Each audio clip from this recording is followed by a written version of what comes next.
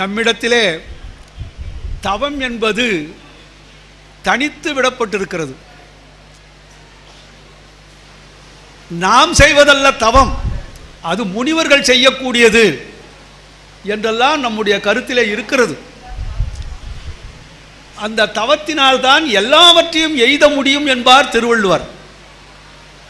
நீ எதை விரும்பினாலும் வேண்டின வேண்டியாங்கு எய்தலால் செய்தவம் ஈண்டு முயலப்படும் என்பது திருக்குறள். நீங்க வேண்டியதை வேண்டியவாறே பெற வேண்டுமானால் இப்பவே இங்கேயே இப்பொழுதே செய்யலாம் தவம்ன்றார். அப்படியானா தவம் அவ்வளவு எளிமையானதான்னா முதல்ல சொல்லிடுறார். தவம் என்பது மிக மிக எளிமையானது, அருமையானது. நீங்கள் எதை விரும்புகிறீர்களோ அதை பெறலாம். நம்மிடத்தில் அந்த தவ முயற்சியே இல்லாமல் போய்விட்டிருக்கு. திருவள்ளுவர் சொல்றார், திருவாசகத்தில் கூட இருக்கு. என்ன சொல்வார்? நான் தவமே புரிந்திலன், நான் தவம் பண்ணவில்லை, தன் மலரிட்டு முட்டாதிரஞ்சேன், அவமே பிறந்த அறிவினையேன், உனக்கு அன்பர் உள்ளாம் சிவமே பெருந்திரு எய்திற்றிலேன், நின் திருவடிக்காம் பவமே அருளு கண்டாய், அடியேற்கு எம் பரம்பரனே. அதனுடைய பொருள் என்னன்னா, நான் தவம் செய்யவில்லை, ஒரு மலரிட்டு உன்னை பூசிக்கவில்லை, அவமே பிறந்த அறிவினையேன். அவம் என்பது கீழ் நோக்கியே போவதற்காகவே பிறந்திருக்கிறேன். உனக்கு அன்பர் உள்ளாம் சிவமே பெருந்திரு எய்திற்றிலேன். இப்பெல்லாம் போயிடுது. ஒன்னே ஒன்று கேட்குறேன், நின் திருவடிக்காம் பவமே அருளு கண்டாய், உன் திருவடியையே வழிபாடு செய்கின்ற ஒரு பிறப்பை கொடு, உன் திருவடியை வழிபாடு செய்கிற பிறப்பை கொடு. கோயில்களில் உற்சவ மூர்த்தி தான் வெளியே வருவார். இந்த மாணிக்க வாசகர் மன்றத்தில் மூர்த்தியே மூலமூர்த்தியே வெளியே வந்திருக்கிறார். இப்போ ஆச்சரியமாக இருக்குது. உற்சவ மூர்த்தி தானே சார் வெளியே வருவார், மூலமூர்த்தி உள்ளவே தான் இருப்பார். மூலமூர்த்தினா உங்களுக்கு புரியுதில்ல, அதான் திருவடி. அவர் தான் சிவலிங்க வடிவிலே இருக்கக்கூடியவர், அவரே வெளியே வர்றார். இது ஒரு அதிசயம்தான். இது மற்றவங்க அனுமதிக்க மாட்டாங்க. ஆனால் அன்பர்களுக்காக அவன் எந்த நிலையிலும் வருவான், அதுதான் உள்ள நிலையே. அந்த மாதிரி நீங்கள்லாம் அன்பு கொண்டு கூப்பிடுற போது எவ்வுருவில் யார் ஒருவர் உள்குவார், உள்ளத்துள் அவ்வுருவாய் தோன்றி அருள் கொடுக்கும். திருக்கோயில்கள் எல்லாம் கூட அப்படித்தான். அந்த மாதிரி நின் திருவடிக்காம் பவமே அருள் கண்டாய், அடியேற்கு எம் பரம்பரனே என்று சொல்லுகிறார். அதனால் தவம் என்பது உயர்ந்த நிலையை நமக்கு எய்த வைப்பது. அதை மற்றவங்கள்லாம் அதை ஒரு பெரிதாக்கி முனிவர்கள் தான் செய்யக்கூடியது தவம். அவங்க காட்டில் போய் தான் இருப்பாங்க. ஆனால் திருவாசகத்திலையும் அது சொல்கிறார். புற்றுமாய் மரமாய் புனல் காலே வற்றி யாரும் நின் மலரடி காணாமன்ன. இன்னும் சொல்ல போனால் ஒரு படி மேலே சொல்கிறார், முத்தி நெறி அறியாத மூர்க்கரோடு முயல்வேனேன்வார். அந்த மூர்க்கத்தனம் என்பது தவம்தான். என்ன மூர்க்கத்தனம்? அப்படியே ஏகாக்கிரக சித்தனாக நின்றான் வாங்க. ஏகாக்கிரக சித்தன்னா உங்களுக்கு புரியாது. ஏகாக்கிரக சித்தன்னா புரியுதா உங்களுக்கு? புரியாது. அர்ஜுனன் தவம் பண்ணான், ஒரே ஏகாக்கிரக சித்தனாக நின்றான், கையை கூப்பினான், ஒரு காலை மடித்து தொடை மேலே ஊன்றி கொண்டு அவன் தவம் பண்ணான். அவன் தவம் பண்ணது பாசுபதத்துக்காக. அதுலேருந்து ஒன்று தெரியலாம், யார் யாருக்கு எது எது வேணுமோ அதுக்காக தவம் பண்ணலாம். அப்படித்தானே அர்த்தம்? யார் யாருக்கு எது எது வேணுமோ அதை பெறுவதற்கு தவம் பண்ணலாம். திருவம்பாவை பாடுவது நல்ல கணவன் பெறுவதற்காக வருகிற தவம்.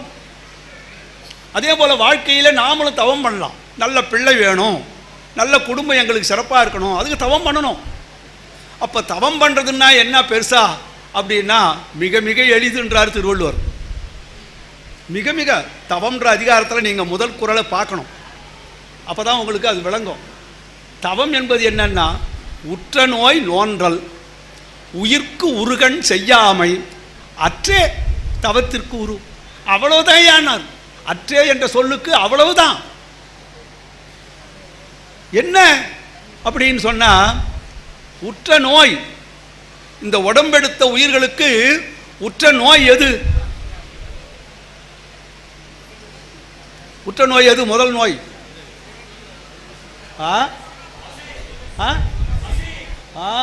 பசி, புச்சி, ஈசி. உண்மைதான், பசிதான். அதை ஒருத்தன் பொறுத்து கொள்றான்னா எதற்காக பொறுத்து கொள்றான்றது நோக்கம். அதாங்க முக்கியம். நான் பசியை பொறுத்து கொள்ளுகிறேன், எதற்காக? இந்த பணி செய்து முடிக்கிற வரையிலும் நான் சாப்பிட மாட்டேன் அப்படின்னு. அதையே தவறானதுக்கும் பயன்படுத்தி தொலைக்கிறானே. நான் இதை செய்யாம நான் சாப்பிட மாட்டேன்றான். என்னத்தை செய்யாம? அடுத்தவங்க வீட்டு கெடுக்காம நான் இந்த சாப்பிட மாட்டேன். பிறரை கெடுப்பதற்காக கூட அந்த தவத்தை பயன்படுத்துறான் இல்லையா? தவத்தை அவனை கெடுத்து முடிச்சு விட்டுவது தான் பண்ணுவேன் அப்படின்னு நினைப்பான். இது வீரர்களுக்கு சொல்ற தவமா சொல்லுவாங்க. இப்படிப்பட்ட தவத்தை அசுரர்களும் பயன்படுத்துகிறார்கள், தேவர்களும் கொள்ளுகிறார்கள், முனிவர்களும் கொள்ளுகிறார்கள். நன்றாக வைத்துக் கொள்ளணும். மனிதர்களும் கொள்ளுகிறார்கள். தவத்தால் எண்ணின் தவத்தான் வரும். ஆமா, நீங்க எதை நினைக்கிறீங்களோ அதை தவத்தினால் பெற முடியும். இன்னொன்று சொல்றார் திருவள்ளுவர், தவத்திற்கு அடிப்படையாக இருக்கின்ற உற்ற நோய் நோன்றல்னார் இல்லைங்களா? நமக்கு வர்ற பசி துன்பத்தை பொறுத்து கொள்ளணும். முதல்ல இந்த 5 புலன்களும் ஒடுக்கி கொள்ளணும். ஒரே நோக்கமாக இருக்கணும். எண்ணிய எண்ணியாங்கு எய்துவ எண்ணியர் திண்ணியராக பெறின். ஒன்று, உள்ளிய எல்லாம் உடன் எய்தும் மற்றும் தான் உள்ளியது உள்ள பெறின். நீ நினைப்பதை அடைய வேண்டுமானால் மீண்டும் மீண்டும் அதையே நினைத்து கொண்டிரு, நீ அதை அடைவாய். இப்படியெல்லாம் ஒரு வழி சொல்றாங்க. அதான் தவம் நிபுறாங்க. தவம் சொல்றார் திருவள்ளுவர், அப்படிதான் சொல்றார்.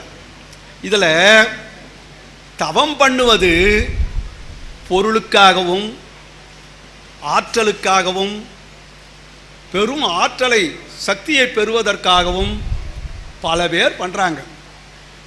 ஆனா முதன்மையான ஒன்று உண்டுன்றார் சேக்கிழார். அவர் தான் பிரமாதமாக சொல்றார். அதை தவ முதல்வர் சம்பந்தர் அதை எடுத்து கொடுத்தார். அதுதான் முதன்மையான தவம். மற்ற தவங்கள் எல்லாம் உலகியல் நிலையில இருந்துட்டு போற தவம். இன்னும் சொல்ல போனா திருஞான சம்பந்தரை தவ முதல்வர் என்று அவர் சொல்வதற்கு காரணம் பல கருத்துக்கள் இருக்கு. அதை பற்றி இன்னைக்கு கொஞ்சம் சிந்திப்போம். எத்தனை முடியுமோ அத்தனை சிந்திப்போம். காலத்தை இடம் கொடுக்கட்டும். தவ முதல்வர் சம்பந்தர்னார். அவர் அருளியது திருமுறைகள். அதுதான் முதல் பகுதியிலிருந்து வருது 3 திருமுறைகள். அந்த திருமுறையை அவர் சொல்லுகிறார், ஒரு நெறிய மனம் வைத்து உணர் ஞான சம்பந்தன் உரை செய்த திருநெறிய தமிழ் வல்லவர் தொல்வினை தீர்தல் எளிதாமேன்வார். நான் பாடின ஒரு நெறிய மனம் வைத்து உணர் ஞான சம்பந்தன் உரை செய்த திருநெறிய தமிழ், இப்படிதான் நான் பாடினேன். இதை வல்லவர்கள் தொல்வினையை தீரும். இங்கதான் அவருடைய தவ முதன்மை தெரிகிறது. ஒருத்தர் தவம் செய்தா அவரோடு பயன்பெற்று கொண்டு போவார். அதான முறை. எல்லாரும் வந்தாங்க, தவம் பண்ணா அவன் பயன்பெற்று கொண்டு போனான். அவனால் உலகத்துக்கு என்ன நன்மை? என்ன ஒன்றும் இல்லை. அவரவர் பெற்றுக்கொண்டு போவாங்க. உள்ளபடியே பெரிய செய்தி என்னன்னா, பெரிய பெரிய முனிவர்கள் தவசிகள் எல்லோரும் இறைவன் அருளை பெற்று நாங்கள் வீடு பேர் அடைய வேண்டும் என்று போக, இவரோ இந்த உலகம் உய்ய வேண்டும், அதற்காக திருமுறைகளை அருளுகிறார். அதுதான் சொன்னார், ஒரு நெறிய மனம் வைத்து உணர் ஞான சம்பந்தன் தன்னை சொல்றார். அதான் ஏகாக்கிரக சித்தம்ன்றாம் பாருங்க வடமொழியில. அதற்கு பெயர் தான் ஒரு நெறிய மனம். இத திருநாவுக்கரசர் சொல்றார். ஒன்றியிருந்து நினைமின்கள். அவ்வளவு வேண்டாம்.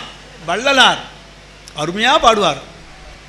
எப்படி பாடுவார்னா, ஒருமையுடன் நினது திருமலரடி நினைக்கின்ற உத்தமர் ஒருமை என்கின்ற ஒரு நெறிய மனம் வைத்து உணர்வது. ஒரு நெறிய மனம் என்பது என்னன்னா, நீங்க உள்ளத்திலேயே ஒன்றை எண்ணிக்கொண்டிருக்கிற போது வெளியே போறது தெரியாது. உங்கள் கண்ணு அதையே தான் நோக்கும். ஒன்றே நினைந்திருந்தேன், ஒன்றே நினைந்தொழிந்தேன், ஒன்றே என் உள்ளத்துள் உள்ளடைத்தேன். காரைக்கால் அம்மையார். ஒன்றுதான், அதை நினைத்து கொண்டிருந்தேன், அதை தவிர எனக்கு வேறொன்று தெரியவில்லை அப்படின்வார். அந்த மாதிரி ஒருமை மனம், அந்த ஒரு நெறிய மனம், அதிலேயே வைத்து கொண்டிருக்கிற மனம் அப்படி பெற்றார். அதில் பெரிய செய்தி என்னன்னா, பெரிய செய்தி 2 வயது முடிஞ்சு 3வது ஆண்டிலேயே வந்ததே. இது எப்படி ஆச்சரியமா இருக்கு. பல பேருக்கு இன்னமும் புரியாத புதிரது. ஆனால் சேக்கிழார் தெளிவாக சொல்றார் ஒரு விஷயத்தை. அந்த குழந்தை பிறந்து எங்க பிறந்ததுன்னார். அந்த குழந்தை எங்க பிறந்தார்? அவன் பெருக்கும் புல்லறிவில் அமன் முதலாம் பரசமய தருக்கொழிய, பரசமய இருள் நீங்க தவம் பெருக்கும் சண்பையிலே தாவில் சராசரங்கள் எல்லாம் சிவம் பெருக்கும் பிள்ளையார் திரு அவதாரம் செய்தார். பவம் பெருக்கும் புரைநெறிகள் பாழ்பட நல் ஊழிதொரும் சிவம் தவம் பெருக்கும் சண்பைனார். தவத்தை பெருக்குகின்ற சண்பையிலே சிவம் பெருக்கின்ற பிள்ளையார் திருவவதாரம் செய்தார்னார். அப்போ இறைவன் திருவருள் அவதாரம் அங்க நடக்குது அப்படின்னா அது பல கோடி தவம் பண்ணியது அந்த சீர்காழி. ஆமா, தவம் பெருக்கும் சண்பை எப்போ? இந்த காலம் மட்டுமா? இல்ல, ஊழிதோறும் ஊழி ஊழியாக தவம் பெருக்க போன்ற சண்பை நகர்னார். அங்கு இருக்கிற மக்கள், அங்கு இருக்கின்ற வேதியர்கள், அந்தணர்கள், வாழ்கிற அனைவருமே தவம் செய்பவர்கள் தான். திருஞான சம்பந்தரை கூட தவம் இருந்துதான் பெறுகிறார் அவர் தந்தையார்.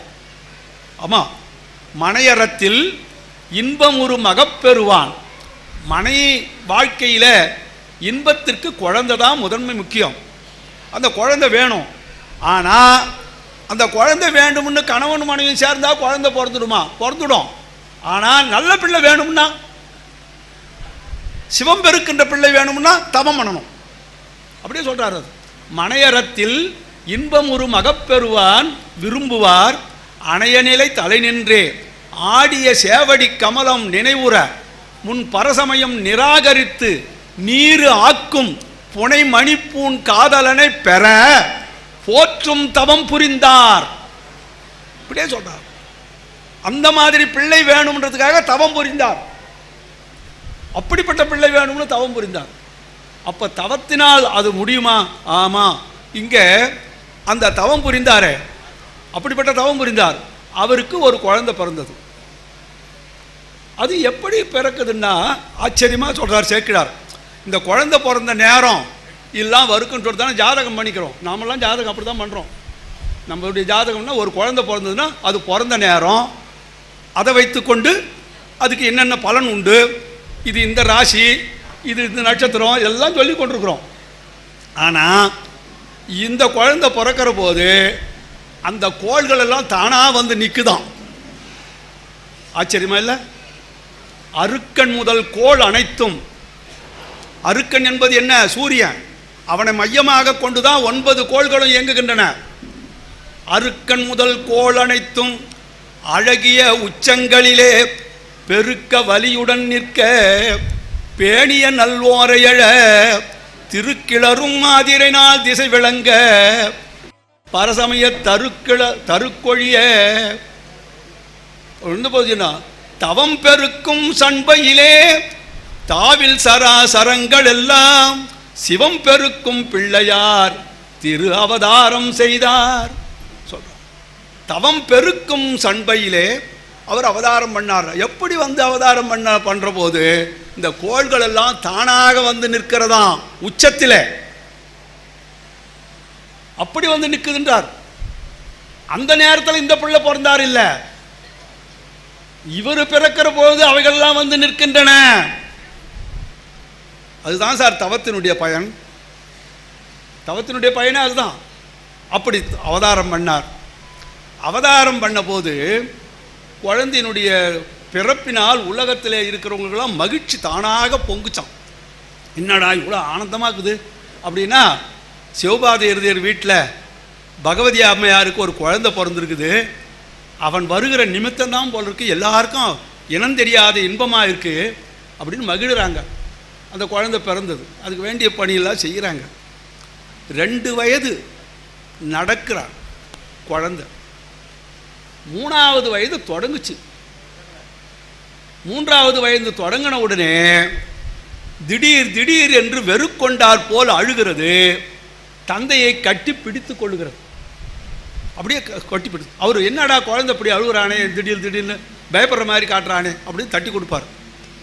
இதுக்கு என்ன காரணம் சொல்கிறார் திருவள்ளுவர் சேக்கிழார். பண்டு இவர் முன்பிறப்பிலே திருவடி மறவா பான்மையோர், இந்த சிவபெருமானுடைய திருவடியை மறவாது பூசித்து கொண்டிருந்த ஜீவன் முத்தர், இறைவன் திருவடியிலே சேர்ந்துட்டவர். இவர் வேண்டியதற்காக அனுப்பப்பட்டவராம் அவர். பண்டு திருவடி மறவா பான்மையோர் தமை பரமர் மண்டு தவ மறைக்குலத்தோர் வழிபாட்டின் அளித்தருள தொண்டின் நிலை தர வருவார்.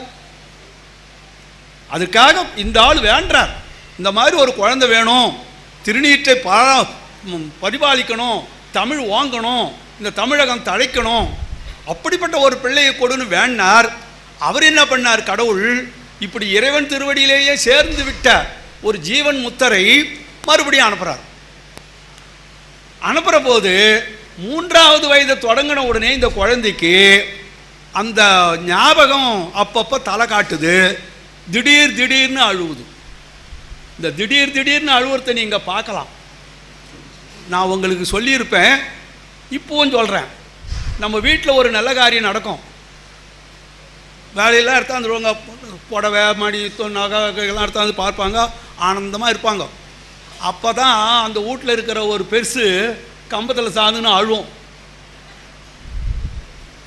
என்ன பாட்டி இதெல்லாம் வந்து பாரு எடுத்தாந்து வச்சுருக்கிறாங்க அப்படின்னா, நீங்கள் பாருங்கடா, இந்த பார் பாட்டி இதெல்லாம் உங்கள் பேத்திக்கு தான் எடுத்தாந்து வச்சுக்குது அப்படின்னும் சொன்ன உடனே, எதுக்காக நீ அழுவுற அப்படின்னா அது சொல்லும், இதெல்லாம் பார்க்குறதுக்கு அவர் இல்லாத போட்டாராடா. எப்படி இது பாரு கதை. என்ன காரணம்? திரோதாயின்னு ஒன்று பேர் உண்டு. மாயையில் நம்மை மறைக்கின்ற ஆற்றல், அந்த மறதி என்பது உண்டு. அந்த மறதி இல்லைனாலும் நாம் இந்த உலகத்தில் வாழ முடியாது.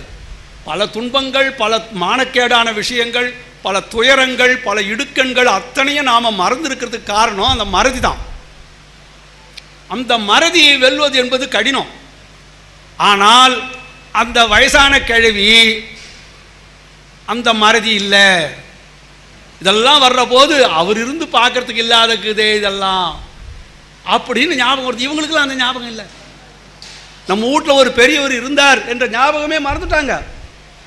ஆனால் அவங்களுக்கு வருது.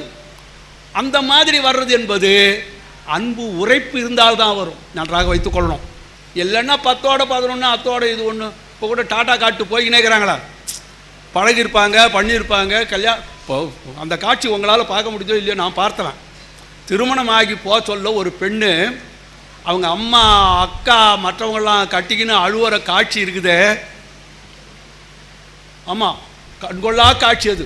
அவங்களுக்கும் பிரியறதுக்கு மனசு வராது, இவங்களுக்கும் மனசு வராது. இல்லை இருந்தாலும் திருமணம் பண்ணி கொடுத்த பிற்பாடு குடும்பம் போய் அங்கே தானே வாழணும், போயிட்டு வாமா நாங்கள் வந்து பார்த்துக்கிறோமா அப்படின்னு சொல்லுவா. ஆனால் அழுவா. ஆனால் இப்போ அதெல்லாம் சுத்தமாக கிடையாது. காரணம் என்னன்னா, டில்லிக்கு போறியா, போயிட்டு வர்றேன், அப்பப்போ ஃபோன் பண்ணு போதும் அப்படின்ட்டு போய்கிட்டே இருக்கிறாங்க. காரணம் என்ன? காரணம் என்ன? அந்த அன்பினுடைய உரைப்பு இல்லை, அறிவு வேலை செய்யுது. அன்பினுடைய உரைப்பு இருந்தால் மறக்காது. அன்பு லேசாகுது, அறிவு வேலை செய்யுது. அதான் திருவள்ளுவர் சொல்வார், சில அறிவு உள்ளவர்களுக்கு இந்த அன்பு குறைஞ்சிடும். அதுக்காக என்ன சொல்வார், அறிவும் தேவை அன்பும் தேவைடா. ஆனால் அறிவு இருந்தால் என்ன பயன் நினச்சின்னு இருக்கீங்க? அறிவினான் ஆகுவது உண்டோ? பிரிதின் நோய் தன்னோய் போல் போற்றா கடை. என்ன வாழ்க்கடான்வார். அந்த மாதிரி இந்த குழந்தை 3வது வயது தலைப்பட்ட உடனே வெறுக்கொண்டார் போல் அழுவார்னார். குறிப்பு அயலாகன்வார். பண்டு திருவடி மறவா பான்மையோர் தமை பரமரு. சிவபெருமான் ஜீவன் முத்தராக இருந்த அந்த பெரியவரை மண்டு தவ மறை குலத்தோர் வழிபாட்டின் அளித்தருள. இவர் வழிபாட்டுக்காக தான், அதுக்காக அர்த்தம் இல்லை, தொண்டின் நிலை தர வருவார். திருத்தொண்டினுடைய நிலை தருவதற்காக வந்தவர். அதான் பாதமலர் தலை கொண்டு திருத்தொண்டு பரவுவாம்வார். மீண்டும் சொல்றேன், திருஞான சம்பந்தருடைய திருவடிதான் தலையானது. அதைத்தான் தலைமையாக கொண்டு நாம் திருத்தொண்டு பரவ வேண்டும் என்பது சேக்கிழார் கருத்து. காரணம் என்ன? அந்த திருவடியின் மீது, அந்த திருவடி பற்றின் மீது அவருக்கு என அவரே தான். உங்களுக்கு சந்தேகம் வேண்டாம். எங்க தெரியுது? வேதாரண்யத்தில் சொல்ற போது சொல்றார், திருநாவுக்கரசரே சொல்றார், நாளும் கோளும் சரியில்லைப்பா, அந்த அவன் கையர் வஞ்சனைக்கு ஒரு அவதி இல்லை, இந்த நிலையில கொஞ்சம் பார்த்து செய்யணும் அப்படின்ற போது திருஞான சம்பந்தர் சொல்ற ஒரே ஒரு வார்த்தை என்ன தெரியுமா? பரசுவது நம் பெருமான் கடல்கள் என்றால் பழுது அணையாது. அப்பதான் வேயுறு தோழியை எடுத்து பாடினார். வேயுறு தோழி பங்கன் எடுத்து பாடினதுக்கு காரணமே இதுதான். என்ன காரணம்? அந்த திருவடியை பற்றி கொண்டு வாழுகிற தமக்கு பழுது அணையாது. என்ன உறுதி, என்ன உரைப்பு! அதான் சொன்னார், பண்டு திருவடி மறவா பான்மையோர்.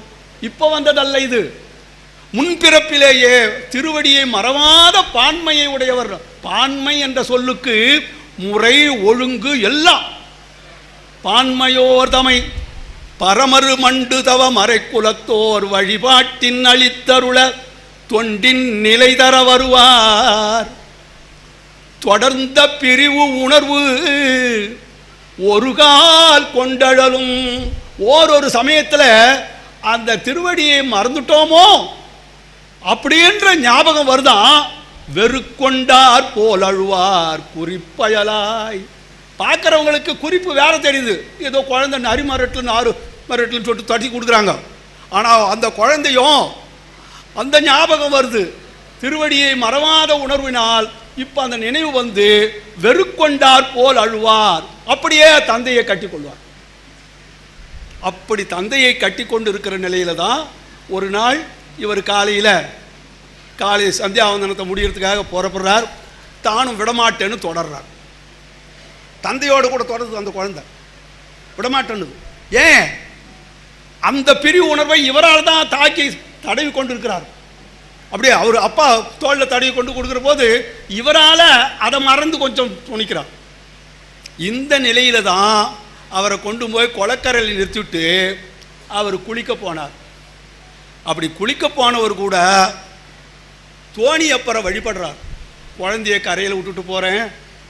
அதை நம்ம சிவபிரகாஷ் சுவாமிகள் சேக்கிழார் கூட அப்படி சொல்லலை. ஆமாம், சிவபிரகாசர் பாடுறதுல பார்த்தீங்கன்னா அந்த குளம் எப்படி இருந்ததுன்னார், பூவான் மலிமணி நீர் பொய்கை கரையில் தாமரை பூத்த தடாகம்ன்றார். பூக்கள் நிறைந்திருக்கின்ற குளம் அப்படின்றார். ஆனால் சேக்கிழார் அப்படி சொல்லலை. அந்த திருக்குளத்தில், பிரம்ம தீர்த்த குளத்தில் கரையிலே நிறுத்திவிட்டு இவர் கீழே போய் குளிக்க போகிறார். அப்படி குளிக்க போகிற போது இவருக்கு குழந்தைய கரையில் விட்டுருக்கிறோமே அப்படியே நினைக்கிறார். நினைக்கிற தன்மையினால் ஆறாத விருப்பினால் அகமருடம் படிய மேலே இருக்கின்ற பெருமானை பார்த்து குழந்தையும் பார்த்துட்டு பேராது மூழ்கினார். அதை விட முடியல அவரால். குழந்தை கரையில் இருக்கிறான், நாம் தண்ணி உள்ள முழுகிறோம், குழந்தை எதுனா ஆச்சுன்னா அப்படின்னு பயப்படுறார். சுவாமி கிட்ட ஒப்படைச்சுட்டார். சுவாமி நீ பார்த்துக்கோ. இதுக்கு கிராமத்து பழமொழி என்ன தெரியுமா? அவர்கிட்ட அவரை ஒப்படைச்சுட்டு அவர் தலைமொழிட்டார் பாடுவான். தலைமொழிட்டார்னா என்ன அர்த்தம்? ஆமாம், கிராமத்து மொழியில் இதுதான். அவர் தலைமொழிட்டார், ஒப்படைச்சுட்டார் குழந்தைய. ஆமாம், பேராது மூழ்கினார், பெருங்காவல் பெற்றாராயினார். பெரிய காவல், அவன் பார்த்துக்குவான் குழந்தைய அப்படின்ற எண்ணத்தில் இவர் மூழ்கிட்டார். இப்போ மறைமுனிவர் மூழ்குதலும் குழந்தை இருக்குது கரையில். கொஞ்சம் நன்றாக இந்த இடத்துல கவனிக்கணும். சேக்கிழார் இப்படி உலகத்திலேயே இப்படிப்பட்ட ஒரு கவித்துவத்தை 7 கண்டத்திலையும் இல்லைன்னுவார் கிருபானந்த வாரியார். இந்த மாதிரியான ஒரு கருத்துக்கும் கவிதைக்கும். ஆமாம், மறைமுனிவர் மூழ்குதலும் பாட்டை அப்படியே சொல்கிறேன்.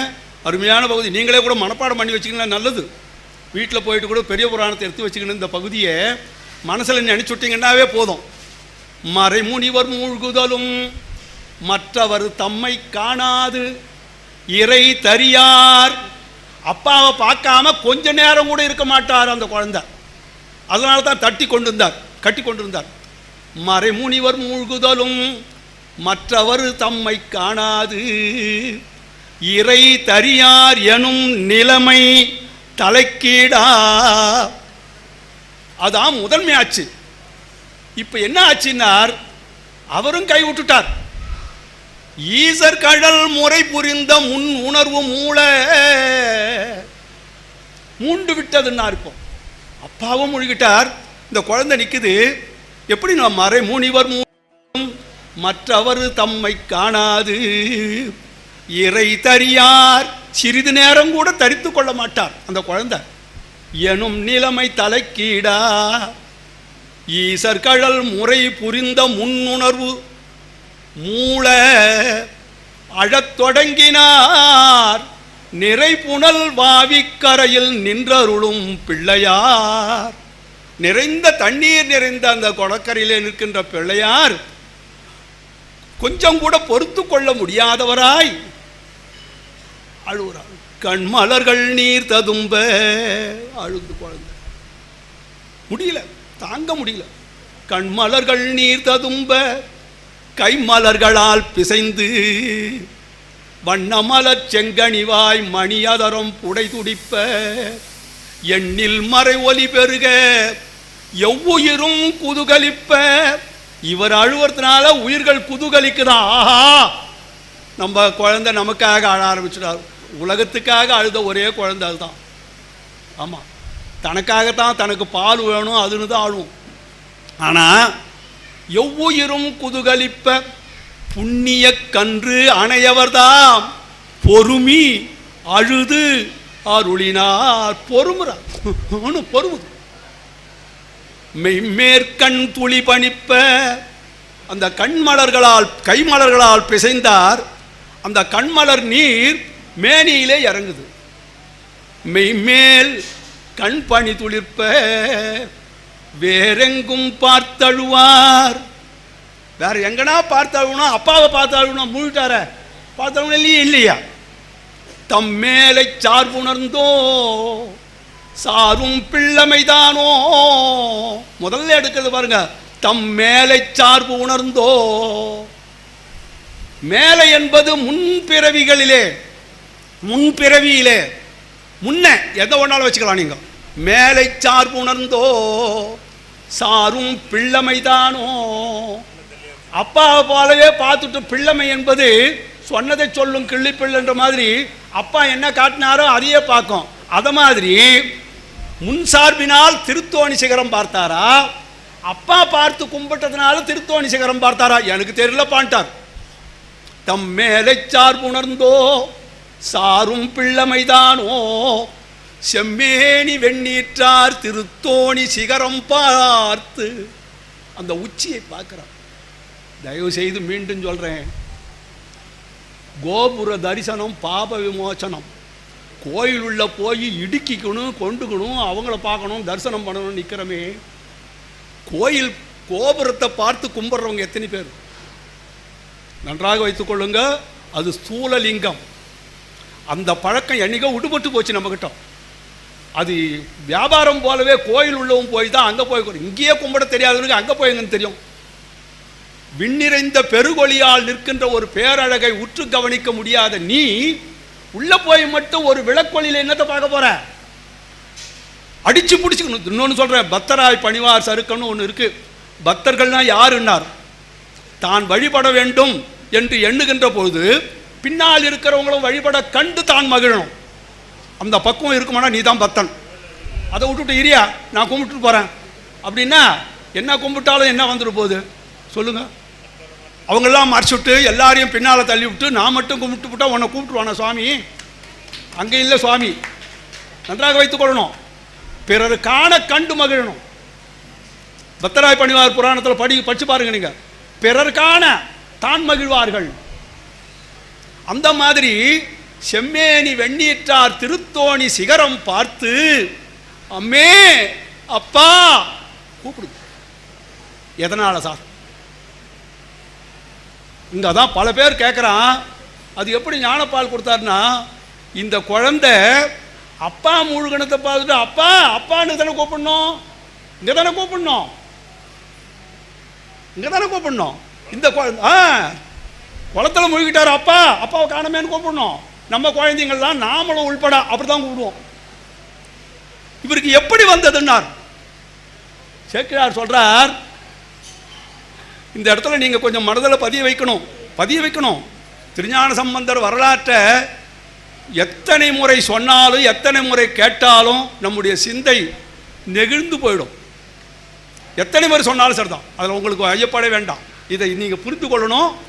ஏன் புரிந்து கொள்ளணும்னு சொன்னால், திருத்தோணி சிகரம் பார்த்து அம்மே அப்பா என்று அழைத்து அருளி அழுதருள அப்போதான் வந்தார். வந்து சுவாமி வந்துட்டார், அவரு பார்த்து கூப்பிடுறாரு அப்படின்னு. இங்க பாருங்க, இது எதனால் வந்ததுன்னார். இந்த குழந்தைக்கு எதனால் வந்தது? நான் முதல்ல சொல்லி வந்தீங்க இல்லையா, முன்பிறப்பிலே திருவடி மறவாது இருந்தவர். அது அப்பப்போ ஞாபகத்துக்கு வருது. ஆனால் அப்பாவை கட்டி கொண்டு அதை ஆறுதல் பண்ணிக்கிட்டு இருந்தார். இப்போ அப்பாவும் தலைமுழுவிட்டார். இப்போ இங்கே பார்த்த உடனே அந்த சார்பு வந்து விட்டது. அங்கேயே பார்த்து அழுதார், வந்து விட்டது. இது எதனால் வந்ததுன்னார், முன் செய்த தவத்தினுடைய பயன். இந்த குழந்தைக்கு முன்பிறப்பிலே, அதனால தான் தவ முதல்வர் சம்பந்தர்வார். தவ முதல்வர் சம்பந்தர் எப்படி? சிவனடியே சிந்திக்கும் திருப்பெருகு சிவஞானம். அந்த ஞானப்பால் உண்ட பிற்பாடு அதை வளர்த்தோம்னா, இந்த நேரம் போயிடுன்றதுக்கோசம் நான் சுருக்கி சொல்கிறேன். உள்ளபடியே அதை வளர்த்தி சொல்லணும். சொல்லனா தான் நல்லதும் கூட. ஆனால் காலத்தை கருதி இந்த தவ முதல்வர் தலைப்பு அடுத்த தலைப்பு இருப்பதனால சொல்கிறேன். சிவனடியே சிந்திக்கும் திருப்பெருகு சிவஞானம். சிவனடியை சிந்தித்தல் சாதாரணமானதல்ல. எத்தனை பேருக்கு சிவபூஜை பண்ற போது பெருமானே என்று அழத்தோணும். சிவபிரகாஷ் சொல்வார், பூவாய் நெடுங்கோட்டு உருபசுந்தேன் கைகால் முடங்கு பொறியிலிதன் நாவாய் ஒழுகிற்றனா உலகம் அளந்த மாலும் நான்முகனும் காவாய் என நின்று ஏத்தெடுப்ப தானே உவந்து என் கரதலத்தில் மேவா அமர்ந்த மாமணியை தொழுது வினைக்கு விடை கொடுப்பான். பெருமானே, அவங்கெல்லாம் காண முடியாது நிற்கிற போது என் கையிலே வந்து அமர்ந்திருக்கிறாயே. அதே போல திருநாம் மாணிக்கவாசகர் சொல்வார், பால் நினைந்தூட்டும் தாயினும் சாலப்பறிந்து பாவியேனுடைய ஊனினை உருக்கி உள்ளொளி பெருக்கி உலப்பிலா ஆனந்தமாய தேனினை சொரிந்து புறம் புறம் திரிந்த செல்வமே சிவபெருமானே, யான் உனை தொடர்ந்து சிக்கன பிடித்தேன் எங்கெழுந்து அருளுவதீனியே. அதுதான் புறம் புறம் திரிந்த செல்வம். பெரியா நிற்கிறான். அதான் திருவடியே சிவனடியே சிந்திக்கும் திருப்பெருகு சிவஞானம். பவமதனை அறம் மாற்றும் பாங்கினில் ஓங்கிய ஞானம். ஓமையிலா கலைஞானம், உணர்வறிய மெஞ்ஞானம், தவ முதல்வர் சம்பந்தர் தாம் உணர்ந்தார் அந்நிலையில். இங்க ஒரு கருத்து என்னன்னா, இவர் உணர்வுக்கு வந்ததுன்னார். திரோதானம் கொஞ்சம் மறைந்து கொஞ்சம் இருந்த மாதிரி இருந்தது, ஞாபகம் வருது, ஆனால் விட்டு போகுது. ஆனால் இந்த ஞானப்பால் கொண்ட பிற்பாடு முழுக்காயிட்டார், தீர்ந்து போச்சு. அந்த திரோதானமே மறைஞ்சு போச்சு. அப்படியே உணர்ந்தார் அந்நிலையில்னார். யாருன்னார்? தவ முதல்வர்னார். சேக்கிழார் சொல்றார், இவர் தவ முதல்வர். இப்போ ஏற்கனவே இருந்த தவந்தான் இப்போ இவருக்கு அதை கொடுத்துதா? ஆமாம் ஆமாம். அங்கே உங்களுக்கு ஐயப்பாடு வேண்டாம். அதில் ஏன் ஐயப்பாடு வேண்டாம்னா, இவரை மாதிரியே திண்ணன், ஒரு மூர்க்கத்தனமானவன். வேட்டையாடுவதில் அவ்வளவு முதன்மை. அதுதான் உங்களுக்கு தெரியுமே, பன்றி, காட்டு பன்றி பின்னால் ஓடினான், இரு துணியாக துணித்து வீழ்த்தினான். பின்னால் வந்த நாணன் பார்த்தான், காடனே இதன் பின் இன்று காதங்கள் பல வந்து எய்த்தோம். ஆடவன் கொன்றான் அச்சோன்னான், ஒரு ஆம்பளை சிங்கண்டா இவன் கொண்டவன் அப்படின்னு சொன்னான். அவ்வளவு தரமாக கொத்தி கொண்டுட்டு வந்த பிற்பாடு அவன் என்னான்னா, இது கொஞ்சம் நல்லா சாப்பிடலாம், நல்லா இருக்கும், சாப்பிட்டு தண்ணி குடிச்சுட்டு வேட்டைக்காடு திரும்பலான்னா. நீங்கள் எதனா பண்ணுங்கடா, இங்கே தண்ணி எங்கடா இருக்குன்னா. நானனை கேட்டான், பக்கத்துலேயே தேக்குக்கு அந்தாண்ட பக்கம் ஒரு பொன்முகலி ஆறு ஓடுது, வா போகலான்னா. அங்கே போனான், அங்கே குளித்தான். அது தோன்றுது, அது என்ன மலைன்னா, அது காலத்தி மலை. அங்கே சேனுயர் திருக்காலத்தி மேலே மேலே குடுமித்தேவர் இருப்பார், கும்பிடலாம், நல்லா இருக்கும்னா. அவன் எவ்வளவு வேகமாக வந்த பன்றி அடித்து போட்டு வந்துக்கிறாங்க. இங்கே குளித்த உடனே அப்படியா போகலாண்டா அப்படின்றான், இங்கே போகலான்றான். நான் எனக்கு ஒன்றும் புரியல. சரி, ராஜா விட்டு பிள்ளை சொல்கிற போது கூட தானே போகணும் அப்படின்னு போகிறான். சேக்கிழார் சொல்கிறார் அந்த இடத்துல, முன்புசை தவத்தின் ஈட்டம். நன்றாக கவனிக்கணும். வேடனுக்கு எப்படி இந்த புத்தி வந்ததுன்னா இல்லைன்னார். முன்பூசை தவத்தின் ஈட்டம் முடிவிலா இன்பமான அன்பினை எடுத்து காட்ட. அந்த அன்பினை எடுத்து கொடுக்குதான் தவம். முன்பு செய்த தவம் எந்த பிறப்பில் அது இன்னொன்று சொன்னார், தவத்தின் ஈட்டம்னார், தவத்தின் தொகுதி. அதுதான் இங்கே ஆரணியில் இங்கே வந்து இப்படி நடக்குதுன்னா, இது ஏதோ முன்ன பெரியோர்கள் செய்த தவம், நாம் செய்த மாதவம், இப்படி சொல்கிற ஒரு மரபு உண்டு. ஏன்னா திருவள்ளுவர் சொல்கிறார், அதை திருவள்ளுவர் அழகாக சொல்கிறார். ரொம்ப 7 பிறப்புக்கும் தொடருன்றார். அந்த தவத்தினுடைய முயற்சி, தவத்தினுடைய தன்மை நான் பின்னால் வர்றேன். தவநெறின்னா இன்னும் சொல்லணும். இப்போ தவ முதல்வரை பற்றி தான் இப்போ பேசி கொண்டிருக்கிறோம். நம்ம பேசுகிறதெல்லாம் தவ முதல்வர் யார்? திருஞான சம்பந்தர். எந்த தவம் பண்ணிந்தார்? திருவடியைத்தான். திருவடி பூசையிலே மறவாத சிந்தையை உடையவர். அவரையே பதிவு பண்ணுறார், பாடுறார். துறக்குமா சொலப்படாய் துருத்தியாய் திருந்தடி மறக்குமாறில்லாத என்னை மையல் செய்து மண்ணின் மேல் பிறக்குமாறு காட்டினாய். பாடுறார். நான் மறக்காத இருந்த என்னை என்னை மயங்க வச்சு என்னை பிறப்பில் போட்டுட்டார் அப்படின்றார். அதே போல அந்த மறைப்பு ஆற்றலை தவத்தினால் வெல்ல முடியும் அப்படின்றதான் காட்டுறார். அந்த தவம் தான், அதனால தான் அவருக்கு தவம் முதல்வர் சம்பந்தர்னார். தவம் முதல்வர் என்பது தவம் எல்லா வகையிலும் வந்து உதவும். ஆனால் இவருக்கு வந்த மாதிரி 3வது வயதிலேயே இந்த தவத்தினுடைய தன்மை திரோதானத்தை மாறிச்சு அப்படின்னு வந்ததுனால தான் இவர் தவம் முதல்வர்னார். அதுவும் என்ன, தவம் பெருக்கும் சண்பை. அது எத்தனையோ ஊழிக்காலமெல்லாம் தவத்திலேயே வளர்ந்த சண்பை. பிரம்மாபுரம் தவம் பெருக்கும் சாவில் சராசரங்கள் எல்லாம் சிவம் பெருக்கும் பிள்ளையார் அப்படின்னு சொல்லிட்டு ஊழிதொரும் தவம் பெருக்கும் சண்பையிலே தாவில் சராசரங்கள் எல்லாம் சிவம் பெருக்கும் பிள்ளையார் திருவவதாரம் செய்தார். அதனால ஆமாம் ஆமாம், அதுதான் முதல்ல சொல்லிட்டோம். அதை தவத்தினால்தான். தவம் என்பது என்னன்றதை பின்னால் நான் சொல்கிறேன். இப்போ ஒன்றும் இல்லை, அது ஒரு பெரிய செய்தியே இல்லை. உள்ளபடியே நினச்சி பார்த்தா இவ்வளவு எளிமையானதை நாம் விட்டுட்டு இருக்கிறோமேன்றது தான் வருத்தம். மிக மிக எளிதானது, அது ஒன்றும் பெரிய கடினமானது அல்ல, கடினமானதே இல்லை. உள்ளபடியே சொல்கிறேன், தவம் செய்வது மிக மிக எளிதானது, சிறந்தது, மனித குலத்தை உயர்விப்பது. மனித குலம் நீங்கள் உயர்தனைன்னு சொன்னீங்கன்னா நீங்கள் தவம் செய்யக்கூடிய தகுதி உடையவர்கள் அர்த்தம். மக்கள் தானே அப்படின்னா இவங்களுக்கு தவம் செய்யக்கூடிய தகுதி உடையவர்கள் மக்கள். அந்த தவத்தை பற்றி பின்னால் பேசுவோம். தவம் முதல்வர் சம்பந்தர் தாம் உணர்ந்தார் அந்நிலையில். அப்புறம் தான் அவர் வந்து கேட்டார், யாழ் எடுத்த எச்சில் மயங்கிட உனக்கு இது இட்டாரை காட்டென்று காட்டென்று சொல்ல கை காட்டினார் என்பது தோடுடைய செவியெல்லாம் பதிகம் பாண்டதுன்னு தெரியும். இங்கே பண்டு திருவடி மறவா பான்மை, இறைவன் திருவடியை மறவா, அவர் எப்படிலாம் பதிவு பண்ணுறார். இடரினும் தளரினும் எனதுரு நோய் தொடரினும் உணகழல் தொழுதழுவே.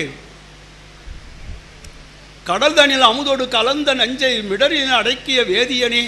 இப்போ மட்டும் இல்லை, எல்லா நிலைகளிலும் உன்னுடைய திருவடியை மறவாமல் இருப்போம். மக்களுக்கும் சொல்வார், நீனாலும் நன்னெஞ்சே நினைகண்டா யார் அறிவார், சாணாலும் வாழ்நாளும் சாய்க்காட்டியம் பெருமார்க்கே பூனாலும் தலை சுமப்ப புகழ் நாமம் செவி கேட்ப நானாலும் நவின்றேத்த பெறலாமே நல்வினையே. அப்படிலாம் சொல்கிறார். அப்படிலாம் சொல்லக்கூடிய ஒரு அருளாளர் 3 வயதிலேயே ஞானப்பால் உண்டதற்கு அந்த தவம் முதன்மை அவருக்கு வந்தது என்பதை சேக்கிழார் தவம் முதல்வர் சம்பந்தர் தாம் உணர்ந்தார் அந்நிலையில் என்றது முன்னிலையை சொல்லி இப்பொழுது இருக்கிற நிலையை சொல்லி முடிக்கிறார். இந்த தவத்தை சிவபூசையில் நாம் கடைப்பிடிக்கணும் என்பதற்கு சேக்கிழார் ஒரு அற்புதமான இடத்தை காட்டுறார். உங்களுக்கு தெரியும், தடுத்தாட்கொண்டா பெருமான். யாரு யாரு தடுத்தாட்கொள்ள பெற்றவர்? சுந்தர். நம்பி ஆரூரன்னு சொல்லுங்க. இந்த நமக்கு ஒரு பெரிய அவர் அழகானவர் தான், அதில் ஒன்றும் மாற்றம் இல்லை. ஆனால் ஆரூரா நம்பி ஆரூரா என்ற அந்த வார்த்தை இருக்கு பாருங்க, சாதாரண வார்த்தை அல்லது. பக்த பஞ்சாட்சரம்னு வாங்க, அதில் திருநாவுக்கரசு, திருஞான சம்பந்தர், மாணிக்க வாசகர், நம்பி ஆரூரர். ஆமாம், இந்த திருப்பெயரை சொல்லி சொல்லியே அவருக்கு முன்னால் முத்தி போனார் பெருமேளை குறும்பர். வேற பெயர் கிடையாது. நம்பி ஆரூரா ஆரூரா ஆரூரா ஆரூரா என்றென்றே அலரான் இல்லை என்பது சாதாரண தொடர் அல்லது. அது நீங்கள் அதான் சொன்னேன், அப்படிப்பட்ட ஒரு அற்புதமான மந்திரங்கள் எல்லாம் மறைகள் எல்லாம் நம்மிடத்தில் இருக்கின்றன. அந்த நம்பி ஆரூரர் அங்கே ஆட்கொள்ள பெற்றார். வெண்ணை நல்லூரில் அருத்துறை அட்டவணை, நான் என்ன பணி செய்யணுன்னார், நீ பாடுன்னார். அப்படியே என்னான்னு பாடினார், பித்தான்னு சொன்னேன், அதையே வச்சு பாடுனார். பித்தா பேரை சூடின்னு அதில் தன்னுடைய தன்மையெல்லாம் பதிவு பண்ணுறார். நாயேன் பல நாளும் நினைப்பின்றி மனத்து உன்னை நினைப்பின்றி பேயாய் திரிந்து வைத்தேன் பெறலாக அருள் பெற்றேன், இப்போதாயா நான் பெற்றேன் அப்படின்லாம் பாடினார். பாடிட்டு அப்படியே வர்றார், நாவலூருக்கு வர்றார். நீங்கள் அந்த திருநாவலூர் பதிகத்தை படிக்கணும். அடுத்த பகுதியுமே அதுதான். அதில் தான் வெண்ணை நல்லூரில் வைத்து என்னை ஆளும் கொண்டான்றதை பதிவு பண்ணுறார். சேக்கிழார் சொல்கிறது புறச்சான்று, நம்பி ஆரூரர் பாடுறது அகச்சான்று. நம்ம நாவலூர் பதிகம் படிக்கணும். நாவலூருக்கு வந்தார், வந்து அங்கே பதிகம் பாடினார். பதிகத்தில் என்ன பாடினார், நான் இப்படி இருந்த என்னை நீ ஆண்டு கொண்டாய், வெண்ணை நல்லூரிலே எனக்கு இதெல்லாம் கொடுத்தே ஐயா அப்படின்னு அந்த நன்றி மறவாத தன்மையை பதிகம் பண்ணுறது. உண்மையிலேயே அதுதான். எந்த நன்றியும் மறந்தாலும் மறக்கலாம், செய் நன்றி மறக்கூடாது அப்படின்னு ஒரு சொல்ல. என் நன்றி கொன்றார்க்கும் உண்டாம் என்பது அதுதான். என் நன்றி என்பது நமக்கு பல நன்மைகள் உண்டு. ஆனால் செய் நன்றின்னு ஒன்று இருக்குது பாருங்க, அதை மறக்கவே கூடாது. ஏன் மறக்கக்கூடாது அப்படின்னா, அந்த செய் நன்றி என்பது வினைத்தொகைன்னு வாங்க. செய்த, செய்கின்ற, செய்யும், ஊறுகாய் போல, அதான் செய் நன்றி. அது என்ன, நீங்கள் நன்றி மறவாத இருந்தீங்கன்னா இப்போ செய்யப்படும், நாளைக்கும் அது வந்து உதவும். அதனால தான் செய் நன்றினே சொல்லுவாங்க. அதை அந்த வகையில் அது திருநாவலூரில் பாடினார். பக்கத்திலேயே திருத்துறையூர் வர்றார்.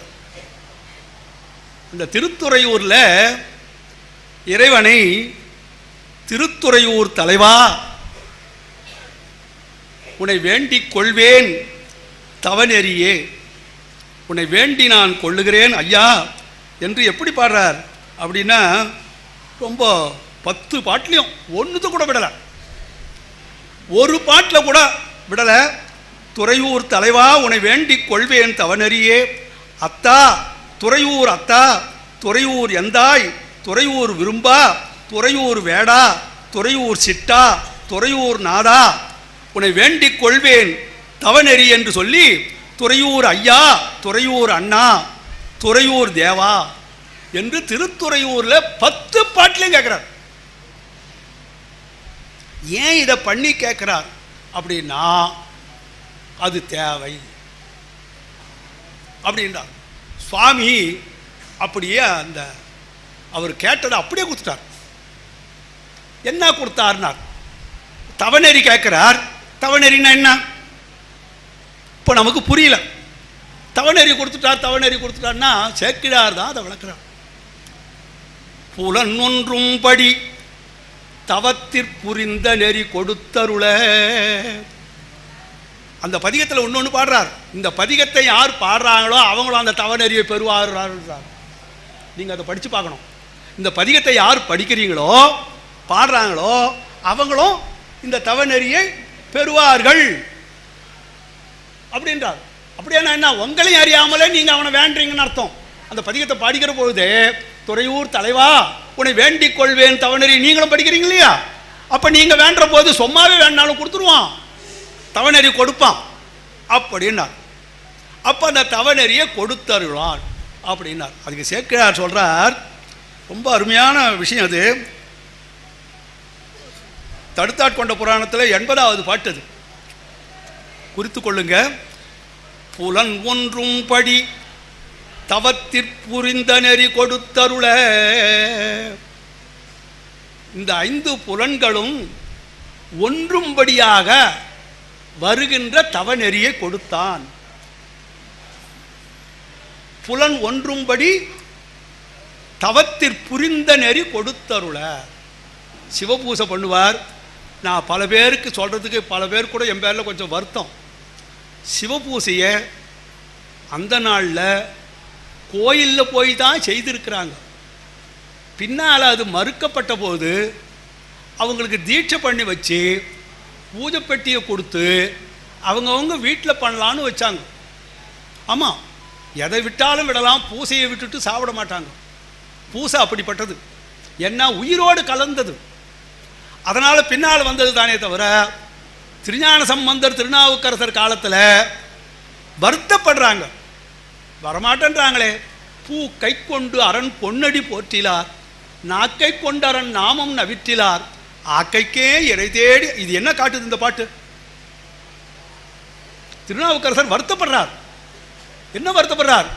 கையில் 4 மலர்களை எடுத்து அவன் திருவடியை வச்சு பூசை பண்ண மாட்டேன்றானேடா. ஆக்கைக்கே இறை தேடி அலமந்து காக்கைக்கே இறையாகி கழிவரே போயிடுவானே, வீணா போயிடுமே இந்த பிறவி அப்படின்றார்.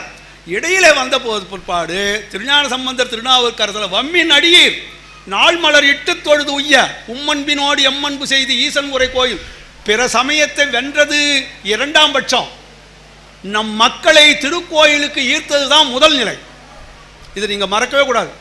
அவங்க 2 பேருமே சீப்பாசி கட்டிக்கின்னு வந்தவங்க 2 பேருமே வாங்க அப்படின்னார். ஏன் வருதுறாருன்னா, கோயிலுக்கு வந்து பூசை பண்ண மாட்டேன்றானே, ஆக்கைக்கே இறை தேடி அலமந்துன்னா. நிச்சயமாக சொல்லுவேன், அந்த ஆதிசைவர்கள் தான் நம்ம கோயிலை காப்பாற்றி வச்சவங்க. இல்லைன்னா இவன் விட்டுறவன் தான். இன்னைக்கு கூட கோயிலில் உண்டியல் வருமானம் வருதுன்னா ஆஹா ஓஹோன்னு வர்றான். 4 பூக்களை செடிகளை வைத்து வளர்க்குறதுக்கு மனசு போகலை. உண்மையிலேயே காவினை இட்டும் குளம்பல தொட்டும் கனிமணத்தால் ஏவினையால் எயில் மூன்றெரித்தீர் என்று இருபொழுதும் பூவினை கொய்தும் மலரடி போற்றுதும் நாம் அடியோ தீவினை வந்து எம்மை தீண்ட பெறா. திருக்கோயில்கள் மக்களுக்காக, இந்த உலகத்திற்காக தோன்றியவை. இறைவனுக்கு என்ன வேற வேலை இல்லையா என்ன? அடியார்கள் பொருட்டாகத்தான் அவன் எழுந்தருளுகிறான். அது உண்மை. இந்த நிலையில் இந்த பூசை பண்ணுறது இப்படி போயிடுது, பூசை பண்ணது இப்படி போயிடுது. விளைவு அந்த தவப்பயன் குறைஞ்சி போச்சு. இந்த நிலையில தான் இவருக்கு தவநெறி தந்தருள் என்று வேண்டார், பூசணையிலே வேண்டார். அப்போ புரிந்த நெறி கொடுத்தருள இவர் என்ன பண்ணாராம்? நம்பியாரூரர் அலர்கொண்ட நறுஞ்சோலை திருத்துறையூர் அமர்ந்தருளும். துறையூரிலே அமர்ந்தருளுகின்ற பெருமான் நிலவும் தன் புனலும் கங்கையும் மதியும் ஒளிர் நீள் சடையோன் திருப்பாதம் மலர்கொண்டு போற்றிசைத்து வந்தித்தார் வன்தொண்டர். மலர்களை கொண்டு அவனுடைய திருவடியை பூசித்து மகிழ்ந்தார். அந்த புலன் ஒன்றும்படி தவத்திற்புரிந்த நெறி கொடுத்தருள. வீட்டில் பண்ணக்கூடாதா, வெளியில் பண்ணக்கூடாதான்னா கூடாது இல்லை, எங்கேயும் நினைந்தா வருவான், அதில் ஒன்றும் குறைபாடு இல்லை. ஆனால் உன் நினைப்பு ஒழுங்காக நிற்குமான்றதான் கேள்வி. இங்கே கற்றவர்கள் உண்ணும் கனியே போற்றி, கடல் அடைந்தார் செல்லும் கதியே போற்றி. அங்கே என்னமோ தீஞ்ச வாசனை அடிக்குதே, என்ன தீந்து போச்சு. புலன் ஒன்றுதான். புலன் ஒன்றும்படி தவத்தில் புரிந்த நெறினார். சிவபூசையில 5 புலன்களும் ஒன்றனும். ஆமா, அவனை கண்ட கண்ணு அந்த திருவாசக தன்மையிலேயே உணரணும். இந்த காதும் அதன்படியே வந்துடணும். இது எங்க தெரியுதுன்னா தில்லையில காட்டுறார். இந்த புலன் ஒன்றும்படி தவத்தில் புரிந்த நெறி கொடுத்தருளை என்று வந்தபோது அதை பெற்ற உடனே அவருக்கு வந்த ஞாபகம் என்ன தெரியுமோ? திருத்துறையூரில் இதை பெற்றுக்கொண்டார். அந்த தவநெறி புலன் ஒன்றும்படி 5 புலன்களும் ஒன்று கொண்டு வரணும். சிவபூசையில் கண் அவனை காண்க, இரு காது அவனை கேட்க, வாய் பண்ணவனை பாட, பதம் சூழ்க, எள் நிறைந்த நெய்யொத்து நின்றானை நீளமிடற்றானை என் கை ஒத்து நேர் கூப்புக. கை ஒத்து நேர் கூப்புவது என்ன அர்த்தம் தெரியுமோ? கரங்குவிவார் உள்மகிழும் என்பது என் 5 புலன்களும் ஒன்னோடு ஒன்றி இருக்குன்னு அர்த்தம். இது முத்திரை, இது இருக்கிறது அகநிலை. இந்த கரங்கள் ரெண்டுத்தையும் இப்போ என்ன சேர்க்குறீங்கல்ல, இப்போ கரம் குவிவார் உள் மகிழும் கோன். இங்கே உள்ளத்திலேயே நீங்க இந்த புலன்கள் ஒன்றி விட்டது. அங்கேயே அவருக்கு நினைப்பு வருது, இதே போல நடராஜாவை போய் தரிசனம் பண்ண மாட்டோமா, தில்லை சென்று தரிசனம் பண்ணணுன்ற எண்ணம் வருதுன்றார் சேர்க்கிறார். அப்படியே தான் திருமாணி குழியெல்லாம் தரிசனம் பண்ணிங்கன்னு வந்தா அங்க தில்லை கூத்தனை பார்த்த உடனே 5 பேர் அறிவும் கண்களே கொள்ள அளப்பரும் கரணங்கள் 4 சிந்தையே ஆக தவநெறியினுடைய படர்ச்சி தான் அது. இங்க பெற்றாரே புலன் ஒன்றும்படி தவம், அதுதான். இது ரொம்ப கடினமே இல்லை. அன்பு இருந்தா சந்தேகமே வேண்டாம். கண்ணை மூடிக்கோ, காதை அடைச்சிக்கோ, மூக்கை அடைச்சிக்கோ அப்படின்றதெல்லாம் இல்லை. எங்க கண்ணை திறந்து வை, காதை திறந்து வை, வாயை திறந்து வை, அவனையே பாரு. அந்த காட்சியிலேயே கண்ணு நிற்குதுன்னா மற்ற புலன்களும் அங்கேயே ஒன்றும். உங்களுக்கு ஐயப்பாடே வேண்டாம். சிந்தனை நின்றனக்காக்கி நாயினேன் தன் கண்ணினை நின் திருப்பாத போதுக்கு ஆக்கி வந்தனையும் அம்மலர்க்கே ஆக்கி வாக்கு உன் மணிவார்த்தைக்கு ஆக்கி 5 புலன்கள் ஆற வந்து என்னை ஆட்கொண்டு உள்ளே புகுந்த இச்சை மால் அமுத பெருங்கடலே மலையே உன்னை தந்தனை செந்தாமரைக்காடு அணையமேனி தனிச்சுடரே 2 மிலி தமிய நேர்க்கே. இதுக்கு அர்த்தம் சொல்லி கொண்டுலாம் இருப்பாங்க. செயல்பாட்டுக்கு வாங்க அப்படின்னு வந்தீங்கன்னா, சிவபூசை செய்கிற பொழுது இந்த புலன்கள் ஒன்றி நீங்க நிற்கிற பொழுது அவன் உன்னை விட்டு போக முடியாது. சிக்கன பிடித்தேன் என்பது அதுதான். அம்மையே அப்பா ஒப்பிலா மணியே அன்பினில் விளைந்த ஆரமுதே பொய்மையே பெருக்கி பொழுதினை சுருக்கும் புழுத்தலை புலையனேன் தனக்கு செம்மையே ஆய சிவபதம் அளித்த செல்வமே சிவபெருமானே இம்மையே உன்னை சிக்கன பிடித்தேன் எங்கெழுந்து அருளுவது இனியே. இந்த 5 புலன்களும் ஒன்றி நீங்க செய்தீங்கன்னா, செய்தோமானால் அது உயிரோடு கலந்து விடுகிற ஒரு அருட்செல்வம். மனதில் பதிவு வைத்துக் கொள்ளணும். எதை நீங்க எந்த ஒன்றிலும் இந்த புலன்கள் ஒன்றும்படியாக செய்துட்டீங்கன்னா, ஆஹா சொல்லுவார் சேர்க்கிறார். ஞானிகள் என்பது யாருன்னார். ஞானிகள் என்பவர்கள் யார்? துறந்தார் என்பவர் யார்? நீத்தார் பெருமை என்பது என்ன அப்படின்னு சொல்லும்போது 5 அவித்தான் ஆற்றல் அகல் விசும்புளார் கோமான் இந்திரனே சாலுங்கறின்வார். இந்த 5 புலன்களையும் அவித்தல் என்பது நம்ம தமிழில் தான் இருக்குது. அதை வேற மாதிரிலாம் சொல்லக்கூடாது. அவித்தல் என்ன தெரியுமில்ல, அழிக்கிறது இல்லை. இந்த கடலைக்காயை கொஞ்சம் அவித்து கொடுன்னு வாங்க.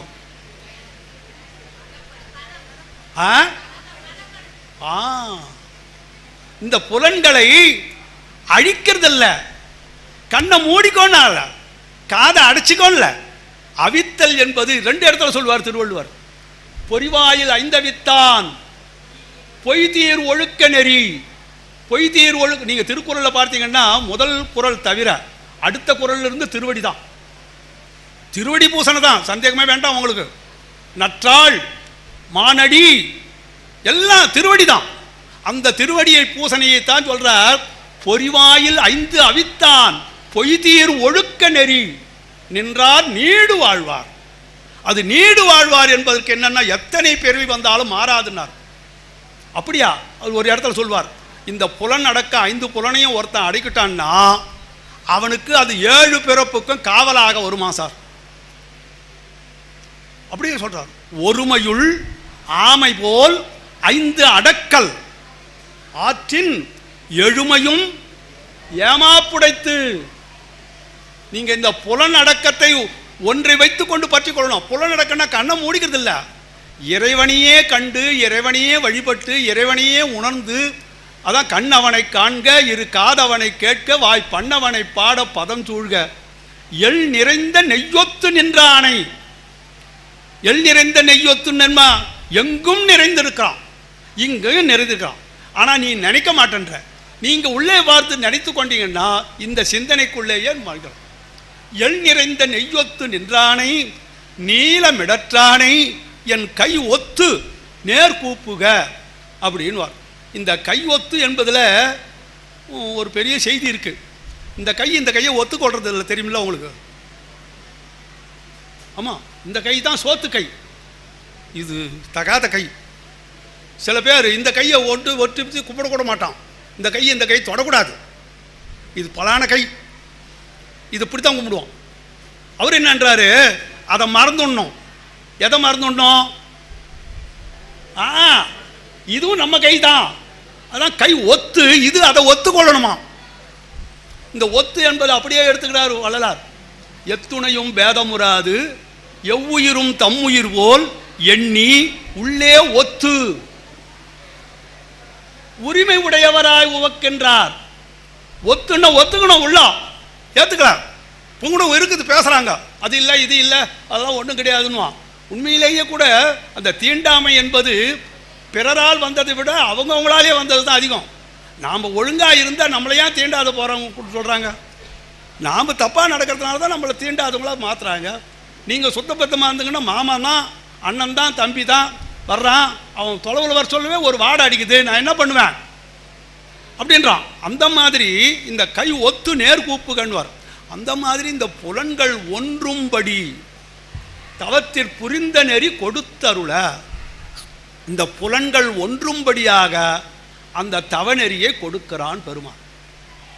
அதுதான் தவநெறியில் முதன்மையானதும் கூட முடிவானதும் கூட அதுதான். இதை நீங்கள் செய்ய முடியுமா? செய்யலாம். அன்பு இருந்து இறைவனை பூசிக்கணுன்ற எண்ணம் வந்து விட்டால் அதற்கு வேண்டிய அந்த மலர்கள், நீர் இவைகளெல்லாம் கொண்டு வந்து பூசிக்கிற பொழுது தானாகவே அந்த பஞ்ச புலன்களும் அப்படியே ஒடுங்கி நிற்கும், இறைவனையே நினைக்கும். அதில் ஒன்றும் உங்களுக்கு அதுதான் சொல்ல, சிந்தனை நின்றனக்காக்கி நாயினேன் தன் கண்ணினை நின் திருப்பாத போதுக்காக்கி வந்தனையும் அம்மலர்க்கே ஆக்கி வாக்கு உன் மணிவார்த்தைக்கு ஆக்கி ஐம்புலன்கள் ஆற வந்து என்னை ஆட்கொண்டு உள்ளே புகுந்த இச்சை மால் அமுத பெருங்கடலே மலையே உன்னை தந்தனை அப்படின்றார். அதைத்தான் தில்லையில் அந்த தவநெறியினுடைய முதிர்ச்சியைத்தான் காட்டுறார். 5 பேரறிவும் கண்கள் அது கூட சொல்றார். அதை அந்த தவநெறியை பெற்று இறைவனை அந்த அனுபவத்திலே அந்த தவநிலையிலே அனுபவிக்கிற பொழுது அவர் பாடிய பதிகம் இப்போ கிடைக்கலன்னார் சேர்க்கிறார். ஆனால் என்ன பாடியிருப்பாருன்றத சொல்றார். தென்னிலா மலர்ந்த வேணியாய் உந்தன் திருநடம் கும்பிட பெற்று மண்ணிலே வந்த பிறவியே எனக்கு வாலிதாம் இன்பமாம் என்று கண்ணில் ஆனந்த நீர் பொழிய கைமலர் உச்சிமேல் குவித்து பண்ணினால் நீடி அறிவரும் பதிகம் பாடினார் பரவினார் பணிந்தார்னார் சேர்க்கிறார். இப்படிப்பட்ட ஒரு அருள் அனுபவத்தை அற்புதமாக வடித்து கொடுக்குறார். இதுதான் நமக்கு இன்றைக்கு கூட சரி, நாம் கீழ்நிலையில் இருந்தாலும் சரி, இந்த மாதிரியான பாடல்களை நாம் படிக்கிற பொழுது கொஞ்சம் கொஞ்சம் கொஞ்சம் கொஞ்சமாக அதில் நாம் தவ முயற்சி கொள்வோமானால் அது கொண்டு போய் நிறுத்தும். அதில் உங்களுக்கு ஐயப்பாடே வேண்டாம். இந்த பிறவி அவமான பிரிவியா, அவமான பிரிவி, அவமானம் என்பது என்னன்னு தெரியுங்களா? அவமானம்ன்றான மானம் என்பது பெருமை, அவம் என்பது கீழ்மை. பெருமை கீழ்ப்படுவது அவமானம். ஆமாம், அவநிலை. உயர்வது தவநிலை. இந்த பெருமை உயர்வது தவநிலை, பெருமை தாழ்வது அவநிலை. அந்த அவநிலையை எய்தாமல் இந்த பெருமை உயர வேண்டுமானால் அந்த தவநெறியை தந்து ஆள் என்று வேண்டுகிறார். அதனால தான் தவம் வேண்டும் என்பது அதை பிரமாதமாக ஆக்கிற போது தான் அது வெவ்வேறு கதையில் செய்கிறாங்க. அது இறை வழிபாட்டுக்கு பொருந்தாதுன்னு திருவாசகத்தில். ஒருத்தன் புத்தா போயிட்டான், ஒருத்தன் மரமாகவே போயிட்டான், தண்ணி கூட குடிக்கிறது இல்லை, காற்றை கூட சுவாசிக்கிறது இல்லை. எப்படி? புற்றுமாய் மரமாய் புனல் காலே வற்றி யாரும் நின் மலரடி காணாமண்ண. எப்படிப்பட்டவனா இருந்தாலும் உன்னுடைய திருவடியை காண மாட்டார்கள். அப்படின்னா என்ன? அன்பு செய்யணும், அந்த திருவடியை பூசிக்கிற திறம் வரணும், அதில் தவம் வரணும், அதில் தவநெறியை கடைப்பிடிக்கணும். தவநெறி என்பது நாளும் இந்த புலன்கள் ஒன்றும்படியாக செய்யக்கூடியது தான். அந்த புலன்கள் ஒன்றும்படியாக செய்வதற்கு பெரிய செய்தி இதுதான், பெரிய நிலை. அது இறைவனை பூசிப்பது ஒன்று, அதை தொடர்ந்து பூசிப்பது ஒன்று. அந்த தொடர் நிலையிலேயே அன்பு மேலோங்க இறைவனுடைய திருவடியையே பற்றி திருவடிக்கே ஆளாகி இருக்கின்ற நிலையை பற்றி இருக்கின்றது தன்மை ஒன்று. 11வது முடிச்சுக்கலாம்ல? சரி, அந்த வகையில் குறுகிய காலமாக இருக்குது, இருந்தாலும் பேசியது பெருமை மிக்கது. அப்படியா? சரி சரி சரி. இந்த தவநெறி என்பது இன்னொரு செய்தியும் சொல்கிறேன். இதில் உற்ற நோய் நோன்றல் என்பது திருவள்ளுவரே சொல்கிறார். தவத்திற்கு உருவம் அவ்வளோதான். உற்ற நோய் நோன்றல் உயிர்க்கு உருகன் செய்யாமை அற்றே தவத்திற்கு உருவன்பார். இந்த உற்ற நோய் நோன்றல் என்பதில் முதன்மையானது பசி துன்பம். பசியை பொறுத்து கொள்ளணும். ஒரு வேலையில் போகிறவன் அந்த வேலையின் பேரில் ஈடுபட்டு வந்த பிற்பாடு பசி தெரியக்கூடாது அவனுக்கு. பசி தெரிய அதை சொல்வார். ஒரு செயலில் நீங்கள் பண்ணலாம். திருவள்ளுவரே சொல்கிறார், இந்த உலகத்திலேயே கூட இருக்கிறவங்க கொஞ்சம் பேராகவும் இல்லாதவங்க பல பேராகவும் ஏன் இருக்கிறாங்கன்றார் சார். இலர் பலர் ஆகிய காரணம் அவர் காலத்திலேயே, இந்த காலத்தில் மட்டும் இல்லை, எந்த காலத்திலையும் இல்லாதவங்க பல பேராகவும் இருக்கிறவங்க சில பேராகவும் இருக்கிறதுக்கு காரணம் என்ன அப்படின்னா, தவம் பண்ணுறவங்க சில பேராக தான் இருக்கிறாங்க, தவம் பண்ணாதவங்க தான் பல பேருன்றார். இலர் பலர் ஆகிய காரணம் நோற்பார் சிலர் நோலாதார் பலர்னார். ஆமாம், இது எப்படி அப்படின்னா, கடையில் உட்காந்துருக்கிறான், அந்த கடை வியாபாரமே நோக்கமாக கொண்ட ஒருவன், அந்த கொடை வியாபாரம் தான் நோக்கமாக கொண்ட ஒருவன் அதை விட்டு அப்பால் போக மாட்டான். யாரும் வரலையே அப்படி தான் போயிட்டு போக மாட்டான். ஆள் வந்த பாடு கொஞ்சம் கடையை பார்த்துக்கிட்டா நான் ஒன்றுக்கு போயிட்டு வர்றேன் அப்படி விட்டு அந்தாண்ட பக்கம் போவான். ஏன் இது வரைக்கும் ஏன் போயிட்டு வரலாமே, என்ன வந்துடுறாங்க இப்போ அப்படின்னு நான் அப்படி போக சொல்ல தாண்டா அப்படின்னா வருவான் ஒருத்தன் அப்படின்னு இருப்பான். இப்போ அவன் செய்வது என்ன? தவம். ஆமாம், மெய் வருத்தம் பாரார், பசி நோக்கார், கண் துஞ்சார், எவ்வவர் தீமையும் மேற்கொள்ளார், செவ்விய அருமையும் பாரார், அவமதிப்பும் கொள்ளார், கருமமே கண்ணாயினார். அதான் சொல்லுனேன், பாசுபதாஸ்திரம் பெறத்துக்கும் தவம் பண்ணான், வாழ்நாள் பெறுவதற்கும் தவம் பண்ணான், பணம் சம்பாதிப்பதற்கும் தவம் பண்ணான். தவம் பண்ணணும், அதுக்காக முயற்சி பண்ணணும், அதில் நிற்கணும். அதனால தான் ஒன்றி நின்றது சொல்வார்.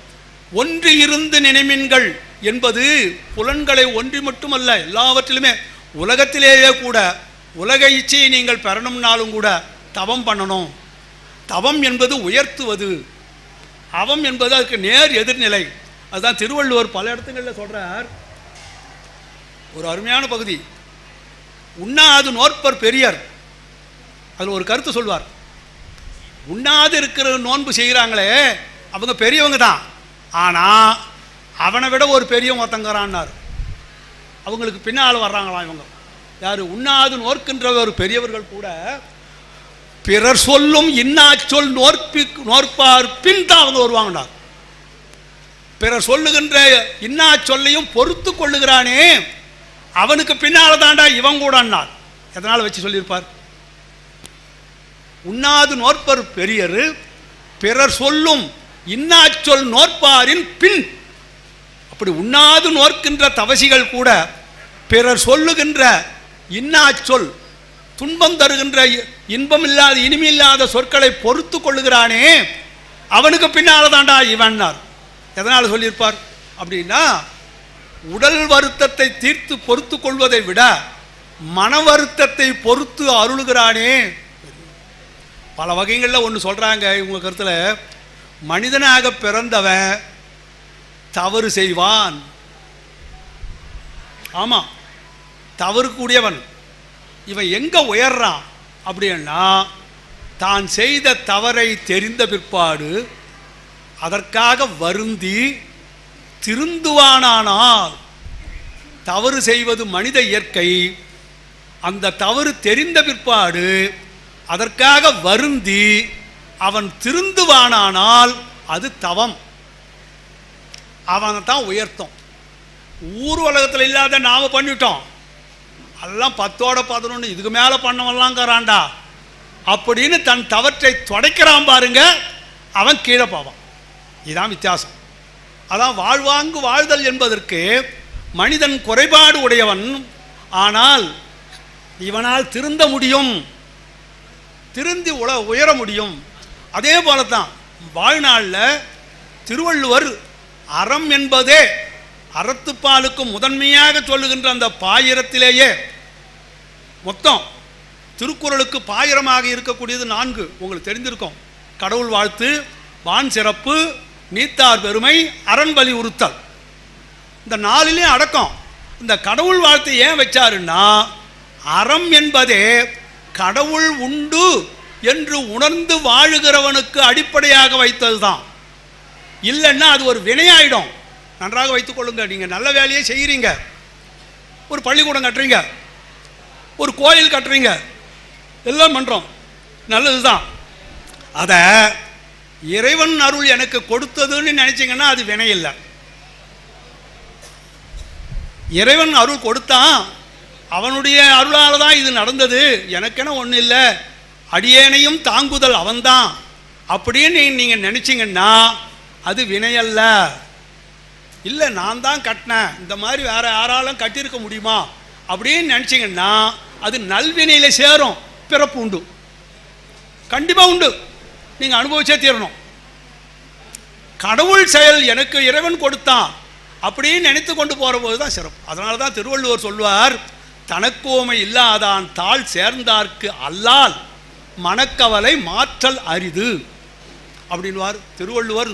அழகாக சொல்லுகிற குறள் 2வது குறள் உங்களுக்கு தெரியும். கற்றதனால் ஆய பயனன் கொல் வாலறிவன். ஏன் இப்படி எதிர்மறையில் சொல்லியிருக்கிறார்? கற்றதன் பயன் கடவுளை தொழுதல்னு சொல்லிட்டு போயிருக்கலாம்ல. கற்பதனுடைய பயன், கல்வி கற்பதனுடைய பயன் கடவுளை தொழுதல். இவர் கேள்வி வேற கேட்டு அதற்கு பதில் சொல்ற மாதிரி, கற்றதனால் ஆய பயனன் கொல் வாலறிவன் நற்றால் தொழாரியனின் அப்படின்னா அவர் என்ன கருதுறார்? 2வது குறளில் சொல்றார், மனிதனாக பிறந்தவன் கல்விக்கு முதன்மை இடம் கொடுக்கணும். கல்வி இல்லைன்னா அவனும் ஒரு விலங்கு தாண்டிவிட்டார். திருவள்ளுவர் சொல்ற கருத்து இது. கல்வி கற்கலன்னா, கல்வி இல்லைன்னா, கற்றல் என்பது சிந்தித்தல் அர்த்தம். ஆமாம், விலங்கொடு மக்கள் அணையர் இலங்கு நூல் கற்றாரோடு ஏனையவர் என்ற திருக்குறள், விலங்கும் மனிதனும் ஒன்றே, அவ்வளவு வேண்டாம், பகுத்தறிவு என்கின்ற 6வது அறிவு எனக்கு உண்டுன்றானே, இதை விலங்குகள் கூட உண்டுட்டார் தொல்காப்பியர். தெரியுமில்ல உங்களுக்கு? மக்கள் தாமே 6 அறிவு உயிரே, பிறவும் உளவே அக்கிளை பிறப்பே, ஒரு சார் விலங்கும் உளவென மொழி பண்ணார். நேற்று ஒரு கொரிலா குரங்கு செத்துடுது அமெரிக்காவில். விலங்கு ஆர்வலர்களும் அழுகுறானோ. அந்த குரங்கு சைகை மொழியெல்லாம் நல்லா தெரியுமா? அவ்வளோ வேண்டாம். நம்ம பசுமாட்டுக்கு இருக்கிற அறிவு மனுஷனுக்கு கிடையாது. அதனால் 6வது அறிவினால் இல்லைன்னார் திருவள்ளுவர். கல்வி என்கின்ற ஒன்றுதான் மனிதனை விலங்கிலிருந்து வேறுபடுத்துதுன்னார். அந்த கல்வியை கற்றதனுடைய பயன் கடவுளை தொழணும்னா 2வது குறளிலே சொல்றார். அப்படின்னா என்ன பொருள்னா, குழந்தைங்களுக்கு கல்வியை கற்றுக் கொடுக்க முற்படுறீங்க இல்லையா, அப்பவே கடவுளை படியுங்க. திருஞான சம்பந்தர் தான் தெளிவாக சொல்லுவார், இந்த கடவுள் விஷயத்தில் இந்த ஆராய்ச்சியெல்லாம் பண்ணாதீங்கன்றார் சார். தவ முதல்வர் அவர் தான். ஏதுக்களாலும் எடுத்த மொழியாலும் மிக்க சோதிக்க அந்த பாசுரம் இருக்க, ஏடதிர் விட்ட பதிகம் இன்றைக்கும் என்றைக்கும் அதுதான் சைவம். நீங்கள் யார் சொன்னாலும் அதை பற்றி கொஞ்சம் கூட கவலைப்படாதீங்க. அந்த வாழ்க அந்தணர் என்று முடிகிற அந்த தொடங்குகிற அந்த பதிகம் திருப்பாசுரம் 12 பாடல்கள் கொண்டது. ஒரு பதிகம்ன்றது 10 பாட்டு தான், கடைக்காப்போட 11 தான் வரும் இல்லையா? அதில் சைவத்தை பற்றி சொல்கிறார், தங்களுடைய கொள்கை என்ன என்பதை நிலைநாட்டுறார். அதுதான் எதிர் ஏடி ஓடுது. அந்த பதிகத்தில் அவர் சொல்கிறார், நீங்கள் ஏதுக்களாலும் எடுத்த மொழியாலும் இக்கு சோதிக்க வேண்டாம், சுடர்விட்டுளன் எங்கள் சோதி. கையில் இருக்கிற விளக்குக்கா வேற ஒரு பொருள் சொல்லணும், அது சுடர்விட்டுளன் எங்கள் சோதி. மாதக்கும் நீங்கள் உருவீர் மனம் பற்றி வாழ்மின். இதுதான் இறைவன். இதில் ஆராய்ச்சி பண்ணி கொண்டிருக்க வேண்டாம். ஏன் இதை சொன்னார்? குழந்தையிலிருந்தே சொல்லிக் கொடுன்றார். அதனால தான் திருவள்ளுவர் என்ன சொல்றார், ஆனா போட்டு இது ஆனாடான்னு சொன்னா நான் இப்படி போட்டா என்னன்னு கேள்வி கேட்கலாம் ஒருத்தன். புரியுதுங்களான்னு சொல்றது. ஆனா அப்படி போடுறோம், ஏன் இப்படி போட்டா என்ன? போட்டுக்கோ, ஆனான்னு சொல்லிக்கோ. இவன் இப்படி போடுறன்றான், ஏன் போடுறன்றான், அதுதான் ஆனான்றான், சொல்லிக்கோ. நீ எப்படி சொன்னாலும் சரிதான். ஆ என்கின்ற ஒலியினுடைய குறியீடு தான் அது என்று எப்படி உணர்றியோ அதே போல சிவத்தினுடைய ஜோதியினுடைய கண்ணார் அமுத கடல் இது.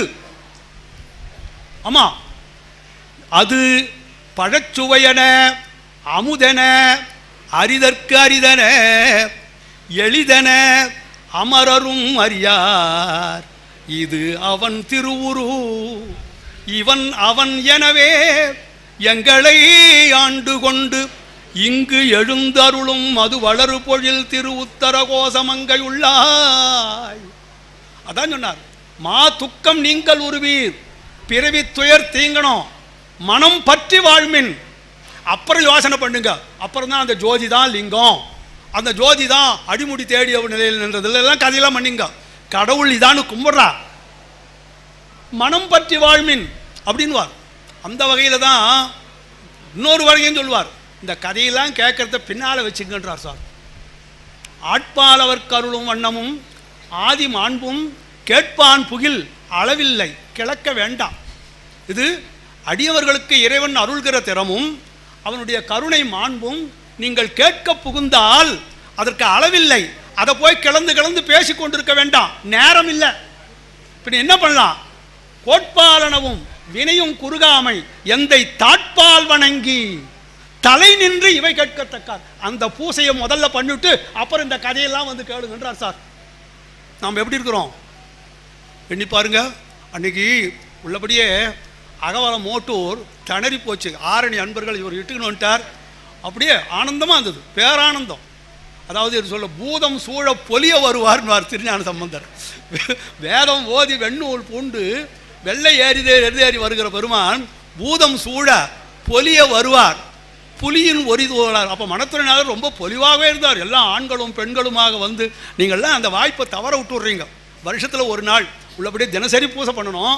அதெல்லாம் தேக்கி வச்சுட்டு ஒரு வருஷத்தில் ஒரு நாள் வர்றீங்க. அன்னைக்கு வந்து பண்ணுற போது அது தவம். ஆமாம், பெருந்தவமாக போயிடும். அன்றைக்கி நீங்கள் வந்து எல்லாரும் இருந்தபோது பேரானந்தம் எனக்கு. உள்ளபடியே அப்படி தான் வரணும், அன்போடு வரணும், இறைவனை காண வேண்டும் என்கின்ற தன்மை இருக்கணும். மா துக்கம் நீங்கள் உருவீர் மனம் பற்றி வாழ்மின். சாதுக்கள் மிக்கீர் இறையே வந்து சார்மின்களே என்கின்ற அந்த திருப்பாசுரம் இருக்க, அது உங்களுடைய சமய கொள்கையும் உங்களுடைய கடவுட்கொள்கையும் ஏட்டிலே எழுதிவிட்டால் எது தண்ணியிலே போகாமல் நிற்கிறதோ அதுதான் உண்மை பொருள்னா சமண. அப்பவே பாடி அனுப்பிச்சது தான் அந்த பதிகம்.